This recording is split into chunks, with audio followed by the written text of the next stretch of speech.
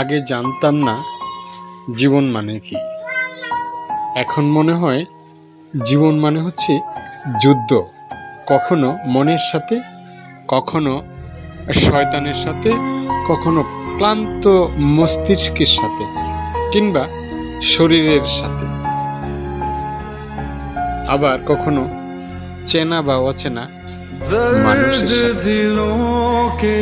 অর্ধেক সময় কেটে গেল জীবনটাকে বুঝতে বুঝতে, তার মানে এখনো কিছুই বোঝা হলো। আর এখন বাকি সময় কেটে যাচ্ছে ব্যস্ততার সাথে, বাস্তবতার সাথে। এই তো জীবন। আপনার কাছে কি মনে হয় জীবনের মানেটা কি? জীবনটা আসলে কেমন হওয়া উচিত?